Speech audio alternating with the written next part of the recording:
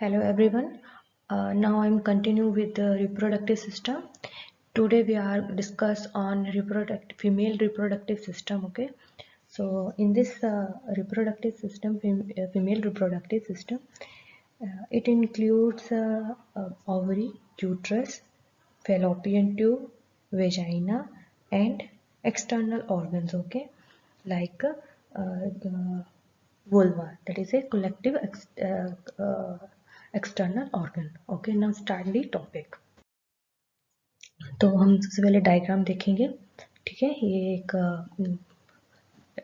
Diagram cartoon based diagram है जिससे आपको आइडिया मिल जाएगा कि कौन क्या चीज़ होती है, कहाँ पे हमारी बॉडी में कौन सा ऑर्गन कहाँ लोकेट होता है. ओके, तो इस डायग्राम से स्टार्ट करेंगे हम पहले ओवरी से.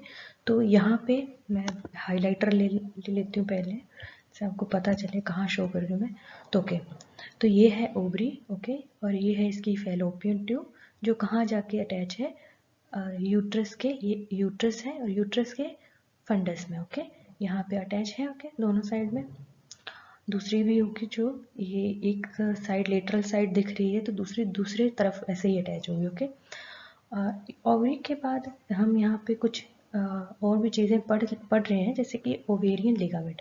मैं आपको एक अलग स्लाइड में डायग्राम दिखाऊंगी. तो ओवेरियन लिगामेंट्स क्या है, जो ओवरी को अटैच किए हुए हैं. ओके, ओवरी को यूट्रस से अटैच किया हुआ है. ये यहाँ पे ये ओवरी है, ओवरी को यूट्रस से अटैच किया है, उसको कहेंगे ओवेरियन लिगामेंट. मैं एक कलर से आपको सर्कल से दिखा देती हूँ. तो ये जो लिगामेंट होगा यहाँ पे, ये वाला जो ओवरी को यूट्रस से अटैच किया होगा उसको कहेंगे ओवेरियन लिगामेंट. ओके, अब यहाँ पे एक और लिगामेंट है, वो है सस्पेंसरी लिगामेंट, जो क्या कर रहा है, ओवरी को अटैच किया है पेल्विक वॉल से. ओके, जो हमारा पेल्विक एरिया है जहाँ पे ये सारे ऑर्गन पाए जाते हैं, वहाँ पे अटैच किए हुआ है ओवरी को. ओके, तो ये है सस्पेंडरी लिगामेंट. अब ओवरी का यहाँ पे हमें लोकेशन पता चल गया कि वो यूट्रस के ऊपर होती है. ठीक है, अब आ गया यूट्रस. ये फंडस है यूट्रस का, और ये जो है उसका बॉडी पार्ट है.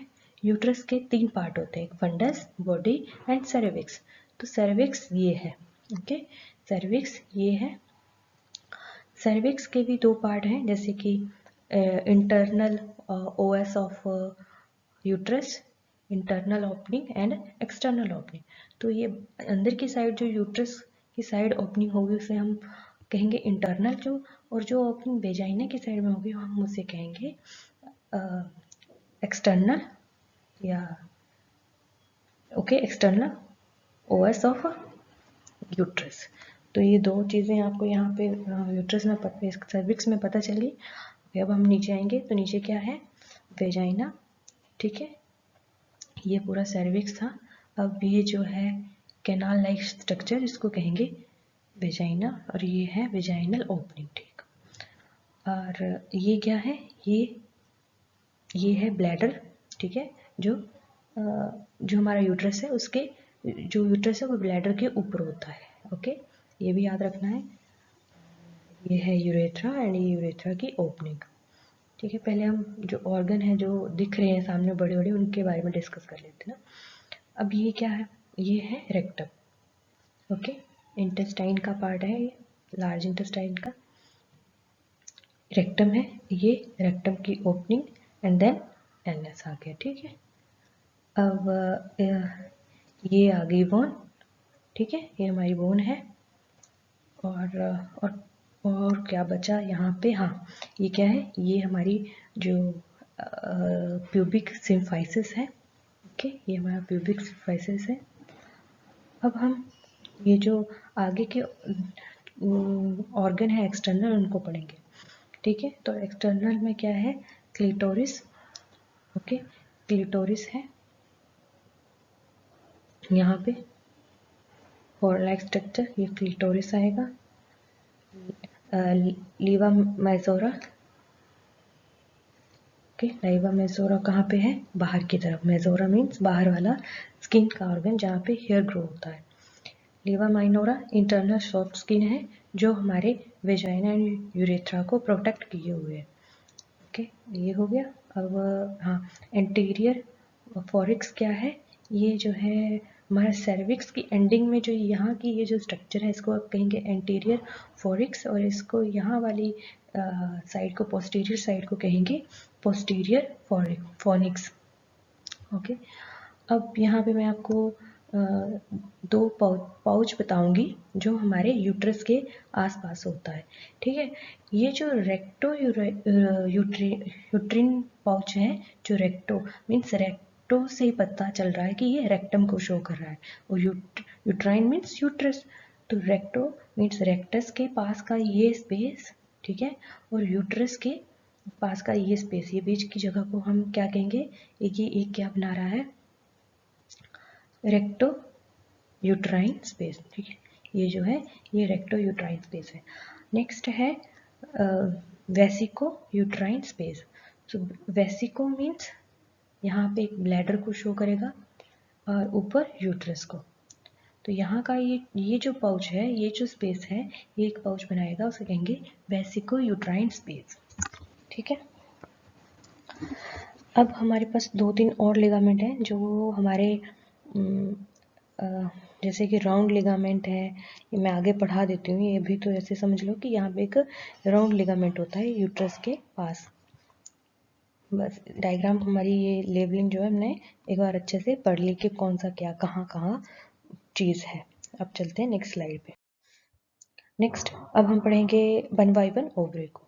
ठीक है, ओवरी क्या है? एक फीमेल गोनेड है, ठीक है, जहाँ पे एग की फॉर्मेशन होती है। ठीक है, हॉर्मोन्स भी बनते हैं,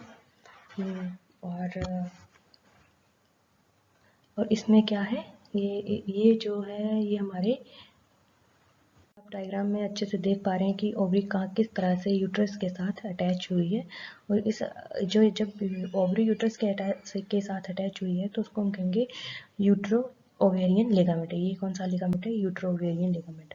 और ये एक ब्रॉड लिगामेंट जो आपको दिखाई दे रहा है, ये कहाँ से है? यूट्रस से लेकर पूरा फैलोपियन ट्यूब तक है, इसे कहेंगे हम ब्रॉडर लिगामेंट।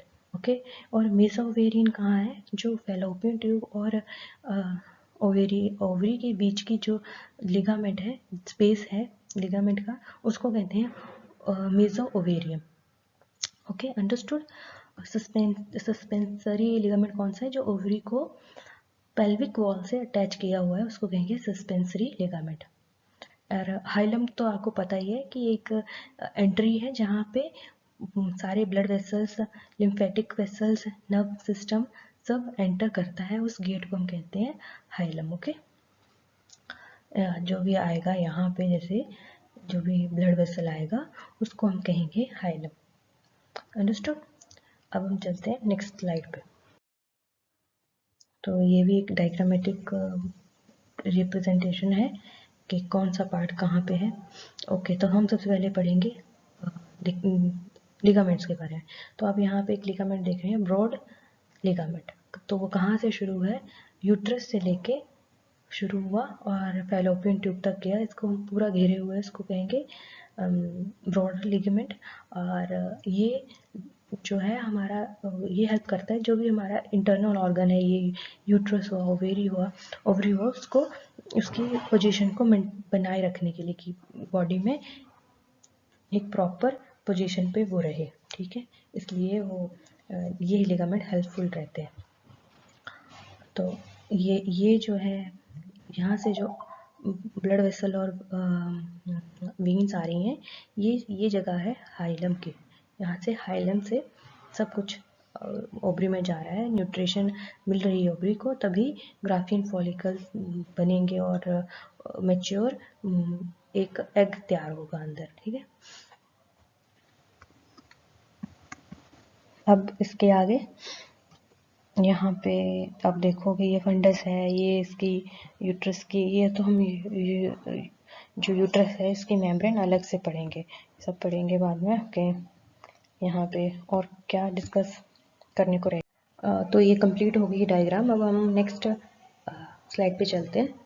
नेक्स्ट में हम पढ़ेंगे हिस्टोलॉजी ऑफ ओवरी, मतलब जो भी सेल्स अंदर ओवरी के अंदर पाए जाते हैं उनके बारे में हम डिस्कस करेंगे। तो यहाँ पे सबसे पहले है ओवेरियन मेसोथीलिया, मीन्स ये आउटर मोस्ट लेयर है, ठीक है। ये क्या है, सिंपल एपिथेलियम, एंड ये simple epithelium like squamous epithelium की तरह है, एक टाइल की शेप के एपिथेलियम होगी। तो जो आउटर मोस्ट लेयर है वो ओवरी को जो चारों तरफ से कवर किया हुआ है ओवरी को, वो है सिंपल स्क्वेमस एपिथेलियम या लो क्यूबाइडल एपिथेलियम। इसके अंदर आएगी, इसके अंदर के हम बाहर से अंदर की तरफ आ रहे हैं। ओके, रिमेंबर रखना। अब आया ट्यूनिका एल्ब्यूजिना। ये जो मेम्ब्रेन है ये कैसी है, डेंस इरेगुलर कनेक्टिव टिश्यू से बनी हुई है। ओके, ये है वाइट, और इसका अपीयरेंस कैसा होगा, वाइट कैप्सूल की तरह। ऊपर एक कैप्सूल लगा हुआ है ओवरी के अंदर, ओवरी के ओवरी के ऊपर। तो ये इसके नीचे की लेयर है, वहाँ पे ऐसे ऐसे सेल्स पाए जाएंगे जो डेंस इरेगुलर कनेक्टिव टिश्यू की तरह होंगे, ठीक है। अब नेक्स्ट है ओवेरियन कॉर्टेक्स। ये भी डेंस इरेगुलर कनेक्टिव टिश्यू होते हैं, और इनमें ये क्या अपने में कंटेन किए होते हैं, collagen fibres and fibroblast cells. और ये कोलाजन एंड फिब्रोब्लास्ट क्या बनाते हैं, स्ट्रोमल सेल बनाते हैं। ओके, तो याद रखना है कि ट्यूनिका एल्ब्यूजिना एंड जो ओवेरियन कॉर्टेक्स है वो कनेक्टिव टिश्यू से बने हुए होते हैं, ठीक है। आगे है, इसके आगे ओवेरियन मेडुला, और ये कैसा है, लूज कनेक्टिव टिश्यू, ठीक है। ओवेरियन मेडुला जो अंदर की मटेरियल है, जो अंदर का पार्ट है ओवरी का मेन पार्ट, वो कैसा है, लूज कनेक्टिव टिश्यू, और उसमें क्या है, ब्लड वेसल्स हैं, लिम्फेटिक्स है, नर्व सिस्टम है, कि वो सब कुछ न्यूट्रिशन वगैरह ओवरी को प्रोवाइड कर रहा है। तो वो कहाँ ओपन हो रही है, वो हो रही है ओवेरियन मेडुला में। ओवेरियन मेडुला ये सब लेके लिए होता है, और उसमें क्या है, लूज कनेक्टिव टिश्यू। अब ये जो ओवेरियन फॉलिकल्स हैं ये कहाँ होते हैं, ये होते हैं ओवेरियन कॉर्टेक्स में। मैं आपको डायग्राम के थ्रू बताऊंगी। ओके, ये फॉलिकल्स फिर आगे इनमें इनकी साइकिल चलती है, तो वो एक मैच्योर फॉलिकल बनता है। मैच्योर फॉलिकल के बाद उसमें जो एग होता है वो ओवुलेशन के बाद फैलोपियन ट्यूब में चला जाता है, और उसके जो ग्राफियन फॉलिकल्स होते हैं वो बच के कॉर्पस ल्यूटियम बनाता है, ठीक है। और कॉर्पस ल्यूटियम अगर अगर मान लीजिए कि इम्प्लांटेशन नहीं हुआ, फर्टिलाइजेशन ऑफ एग नहीं हुई, तो क्या होगा, ये चेंज हो जाएगा कॉर्पस एल्ब्यूकेन में, ठीक है। ये हम आगे, ये जो जितना भी है आगे हम स्लाइड में पढ़ेंगे। तो ये आपको याद होना चाहिए कि मेम्ब्रेन किस तरह की होती है। तो मैं आपको डायग्राम भी दिखा देती हूँ आगे। ओके, तो अब हम डायग्राम के थ्रू जो भी हमारी ओवरी की मेम्ब्रेन है उनको पढ़ेंगे, ठीक है। तो हम स्टार्ट करेंगे आउटर से इनर की तरफ। तो सबसे बाहर कौन सी लेयर हमने अभी पढ़ी, ओवेरियन मेसोथीलियम, जो कि क्या है, सिंपल स्कैमस एपिथेलियम, और उसको हम क्या करेंगे कहेंगे, एक और दूसरा नाम है उसका जर्माइनल एपिथेलियम लेयर। उसके अंदर आती है ट्यूनिका एल्ब्यूजिना, जो डेंस इरेगुलर कनेक्टिव टिश्यू से बनी है, जो यहाँ से यहाँ तक उसकी लेंथ कम ही होती है। ओके, जो विड्थ है वो कम है। उसके अंदर उसके बाद आता है कॉर्टेक्स, ओवेरियन कॉर्टेक्स, जो यहाँ से यहाँ तक स्टार्ट है।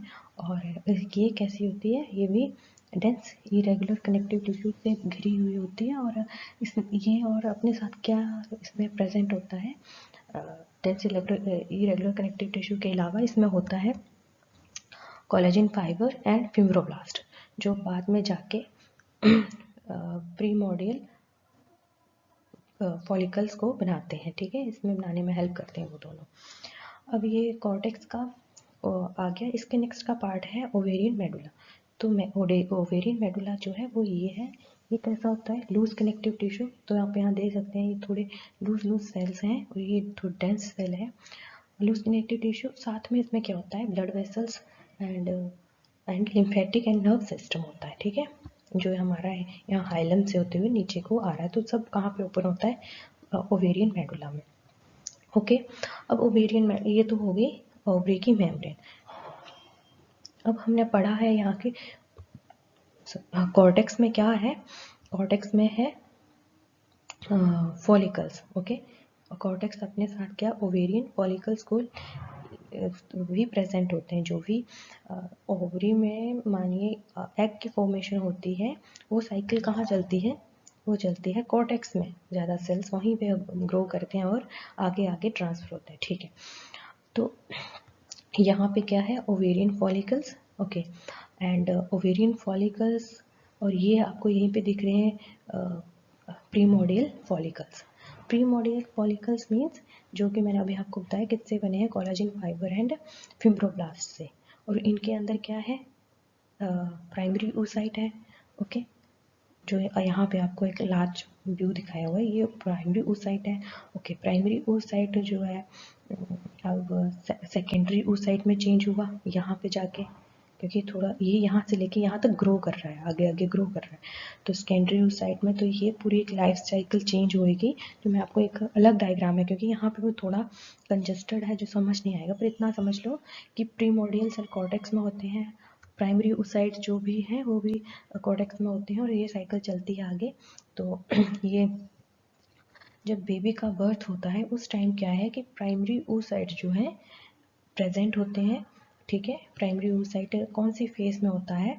ये होता है मियोसिस 1 प्रो फेज में होता है, ठीक है। जब प्यूबर्टी आती है, प्यूबर्टी इन द सेंस जब गर्ल्स की एज 13-14 की ईयर में आती हैं, तो ये oocyte जो है प्राइमरी oocyte चेंज होके इसकी जो मियोसिस है, ये मियोसिस 1 कंप्लीट करके मियोसिस 2 मेटाफेज में एंटर करता है। ओके, जब यहाँ पे ये आता है मियोसिस 2 में और मेटाफेज आती है, उस वो कब आएगी? प्यूबर्टी के time, just before the ovulation. Ovulation से पहले ये सब कुछ होगा कि जो हमारा सेकेंडरी oocyte है, जो हमारा प्राइमरी oocyte से सेकेंडरी बना, सेकेंडरी ये तो मैं आपको एक अलग से दिखाऊंगी सेकेंडरी में क्या चेंजेस आई, ग्राफियन फॉलिकल्स कैसे चेंज हुआ जो बाहर का है, तो ये क्या है ऐसे सब दिखाएंगे। तो अब ये क्या, प्राइमरी से सेकेंडरी बना, सेकेंडरी से टर्शरी बना।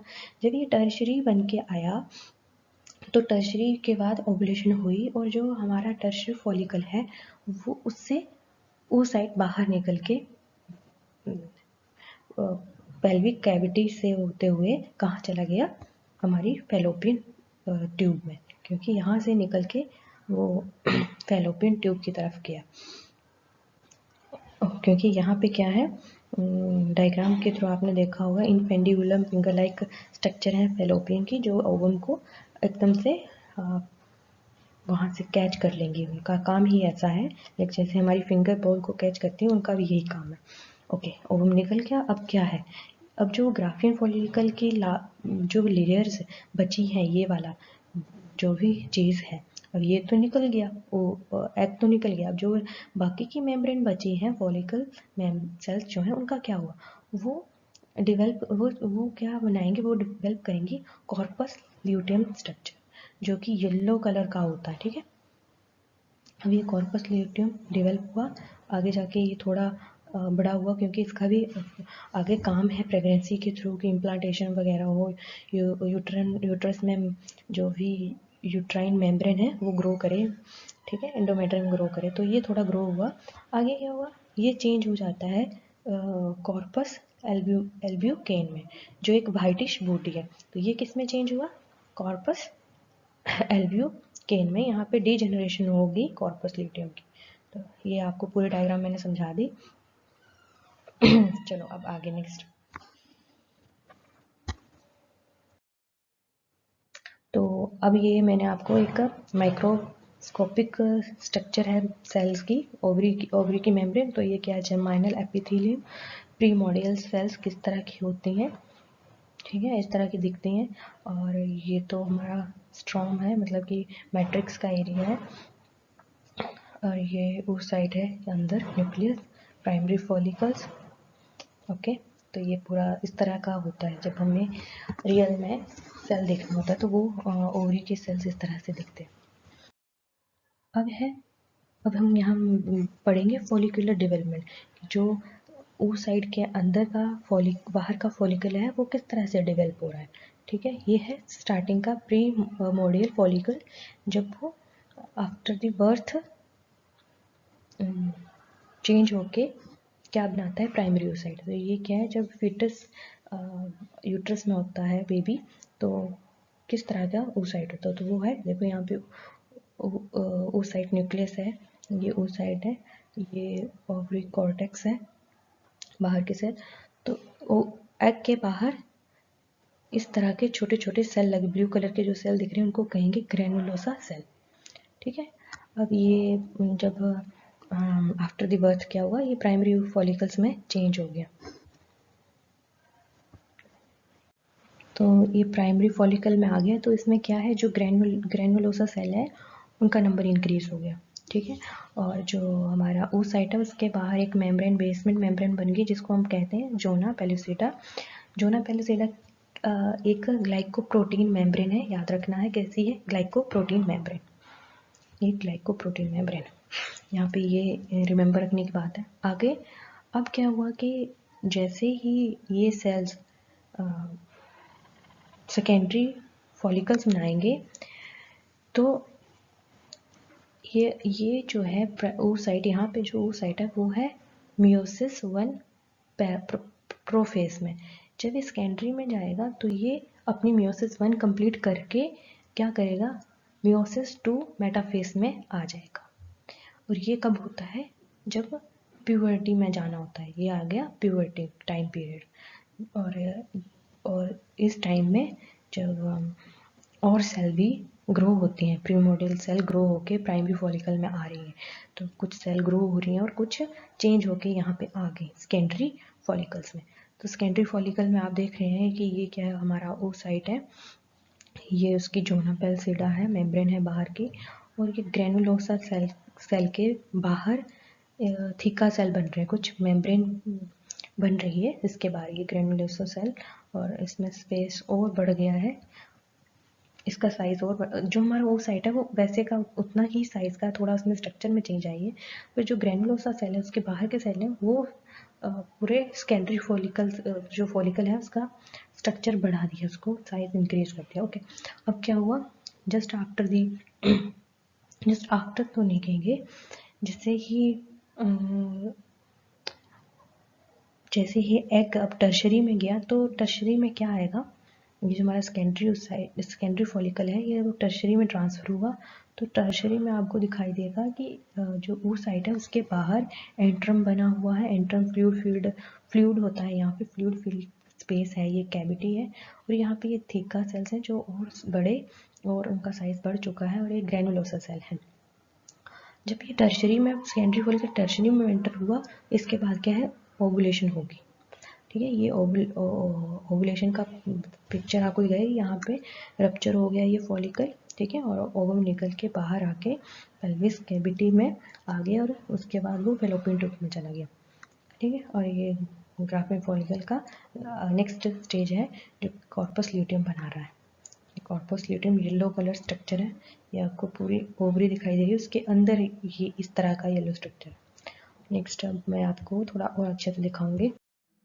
देखिए ये हमारा प्रीमोडियल फॉलिकल है, बेसमेंट मेम्ब्रेन, oocyte है, ग्राफिन फॉलिकल सेल्स हैं, जो आगे जाके चेंज हुआ, प्राइमरी फॉलिकल बना एज के अकॉर्डिंग चलते चलते, तो ये फिर ग्रो किया थोड़ा, oocyte जो हमारा oocyte है वो भी ग्रो किया, बाहर के सेल्स भी बढ़े, फिर इसके बाद ये oocyte वैसे का वैसा है, जो हमारी मेम्ब्रेन है ग्राफिन फॉलिकल वो उसका नंबर इंक्रीज हुआ, यहाँ पे थिकल सेल बन रहे हैं, और टर्शरी में आपको जो हमारा final tertiary early tertiary follicle है उसमें आपको क्या दिखाई देगा, थिका एक्सटर्नल और थिका इंटरनल, दो लेयर दिखाई देंगी बाहर की तरफ, और उसके अंदर क्या है, ग्राफियन फॉलिकल। ठीक है, ये हमारा ग्राफियन फॉलिकल, और ग्राफियन फॉलिकल और थिका सेल के बीच में क्या है, एक बेसमेंट मेम्ब्रेन।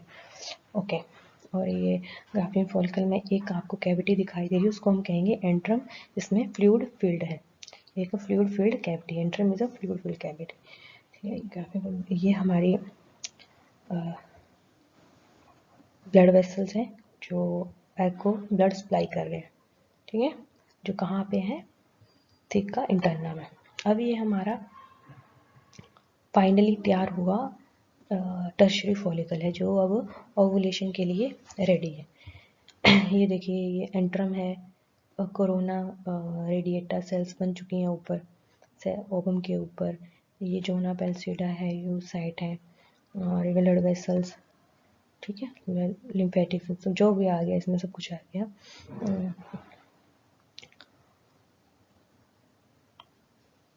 पूरा एक मैच्योर एग तैयार है। ठीक है,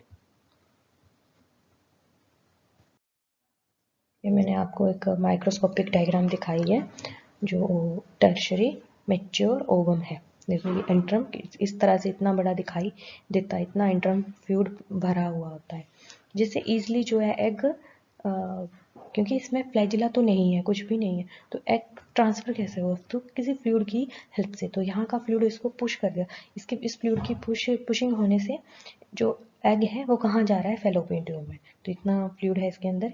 ये ग्राफिन फॉलिकल्स हैं। ओके, ये जोना पेल्सिडा है, उस साइड है, कोरोना सेल्स हैं। ओके, हॉर्न लाइक सेल्स हैं ऊपर। नेक्स्ट, अब हम देखेंगे oogenesis। अब oogenesis कैसे होता है। ग्राफिन फॉलिकल देख लिया, ग्राफिन फॉलिकल किस तरह से तैयार होगा। अब आया oogenesis। तो जो हमारा प्राइमरी फॉलिकल था, उसके अंदर जो एग था वो था, जिसको हम ओगोनियम कह रहे हैं, वो है 2 डिप्लॉयड है। ये during the development, foetal development, meiosis 1 beginning हुआ। जब फीटस बन रहा तो मियोसिस 1 की बिगनिंग हुई, पर ये कंप्लीट नहीं हुई है। ये कंप्लीट कब होगी, जब प्यूबर्टी आएगी। ठीक है, ओगोनिया जो है किस में चेंज हुआ, प्राइमरी फॉलिकल्स में। ओके, प्राइमरी फॉलिकल्स में, प्राइमरी फॉलिकल्स का मीन्स है कि यहाँ पे ये जो हमारा एग ओगोनिया वो ग्रो किया, डेवलप किया। अब after puberty primary oogonia complete their meiosis 1, and which produces secondary oocyte, okay, secondary oocyte and a first polar body, and that may or may not be divided into again। मतलब कि अब क्या हुआ कि puberty के just आने के बाद उसके बाद क्या है, जो हमारा प्राइमरी oocyte है वो सेकेंडरी oocyte और फर्स्ट पोलर बॉडी में डिवाइड हुआ। अब ये 2 हैप्लॉइडेड सेल बन गए। ओके, अब इसने अपनी मियोसिस 1 कंप्लीट कर ली। अब यहाँ पे ये जो फर्स्ट पोलर बॉडी है, ये कंपेयर टू सेकेंडरी oocyte से छोटा साइज है। अब ये डिपेंड करता है कि आगे डिवाइड होगा या नहीं होगा, या डीजेनरेट हो जाएगा डिवाइड होने से पहले, या कैसे। अगर ये डिवाइड हुआ तब भी डीजेनरेट हो जाता है। अब रहा हमारे पास सेकेंडरी oocyte। अभी ये ओवरी में ही है, सेकेंडरी oocyte बन गया। सेकेंडरी oocyte और मैच्योर हुआ, ग्राफियन फॉलिकल उसके और मैच्योर हुआ, और उसमें एंटरम का फॉर्मेशन हुआ, तो वो एक प्रॉपर मैच्योर सेल बन गया। ठीक है, देखिए, the secondary oocyte begin meiosis 2। तो जब ये ओवम जो है, जो हमारा सेकेंडरी oocyte है, ये ओवुलेशन के टाइम, जब हमारा ओवुलेशन होगा, तो ये कौन से फेज में होगा, मियोसिस 2 के मेटाफेज में। ठीक है, इसने अपनी मियोसिस कंप्लीट नहीं की है, तो ये मियोसिस 2 में होगा। ओके, तो मियोसिस 2 में जब ये किया, और उसके बाद इसकी ओवुलेशन हो गया, सेकेंडरी oocyte की जो है ओवुलेशन हो गई। जब ओके, अब ये कहाँ आ गया ओवुलेशन होने के बाद, ये आ गया फेलोपियन ट्यूब में। अच्छा, फेलोपियन ट्यूब में इफ दी स्पर्म सेल्स हैं, तो ये जो हमारा सेकेंडरी oocyte है, ये डिवाइड होगा फर्टिलाइजेशन के टाइम में 2 सेल में। सेकेंडरी, इससे सेकेंडरी पोलर सेल भी निकलेगा। ओके, और जो दूसरा मैच्योर एग है वो उसके साथ स्पर्म फर्टिलाइज करेगा। तो यहाँ पे सेकेंडरी बॉडी बनी। ओके तो यहाँ पे फर्टिलाइजेशन के टाइम जो हमारी मियोसिस 1 रुक गई थी, ओके वो क्या हुई, स्टार्ट हो गई, मियोसिस 2 रिज्यूम हो गई, और उसमें वो क्या क्या हुआ, ओवम उससे सेकेंडरी उस साइड से उससे ओवम एक साइड निकला और दूसरी साइड निकली सेकेंडरी बॉडी। अब ओवम के साथ क्या है, हमारा स्पर्म फर्टिलाइज कर गया और ये आगे जाके जाइगोट बना रहा है। तो इस तरह से oogenesis हुई। तो मैं एक बार फिर से कंप्लीट कर दूँ। ओगोनियम जो है प्राइमरी फॉलिकल के अंदर जो एग है वो उसको कह रहे हैं वो चेंज होके उसका मियोसिस 1 स्टार्ट हुई जब फीटस डिवेल्प हो रहा है, स्टार्ट हुई, पर ये कंप्लीट कब तक हो गई, ये मियोसिस 1 कंप्लीट होगी जब प्यूबर्टी शुरू होगी। जब प्यूबर्टी शुरू हुई तो जो प्राइमरी oocyte है वो 2 सेल में डिवाइड हुआ, secondary oocyte and first polar body. ठीक है, अब ये जो सेकेंडरी oocyte है ये ओवुलेट हुआ, और ये इस टाइम तो जो हम यहाँ पे जब सेल था सेकेंडरी oocyte में तो ये मियोसिस 1 कंप्लीट कर चुका है और मियोसिस 2 में एंटर कर चुका है। और मियोसिस 2 में कौन से फेज पे है, ये है मेटाफेज में, मियोसिस 2 की मेटाफेज में। अब ये क्या हुआ कि ओपुलेशन हुआ, सेकेंडरी oocyte अब कहाँ गया, फैलोपियन ट्यूब में। अब क्या हुआ, यहाँ पे फैलोपियन ट्यूब में जो थी मियोसिस रुकी हुई थी, क्योंकि स्पर्म की एंट्री इससे पहले नहीं थी, स्पर्म कहीं नहीं था। जैसे इसको स्पर्म मिलेगा तो इसकी मियोसिस 2 स्टार्ट हो जाएगी। स्टार्ट होने के बाद क्या है कि सेकेंडरी oocyte जो है 2 सेल में डिवाइड होगा, एक तो ओवम में होगा, दूसरा सेकेंडरी पोलर सेल में। अब ओवम के साथ क्या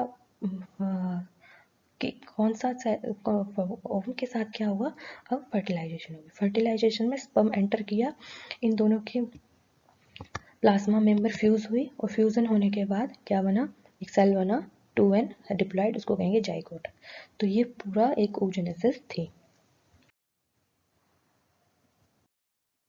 अब हम समरी पढ़ लेते हैं। समरी में क्या है कि as, oogenesis and follicular development. अब यहाँ पे क्या है, oogenesis में फीटल पीरियड में जो oogonia है, जो हम कहेंगे प्राइमरी फॉलिकल्स में जो सेल है उसको oogonia कहेंगे।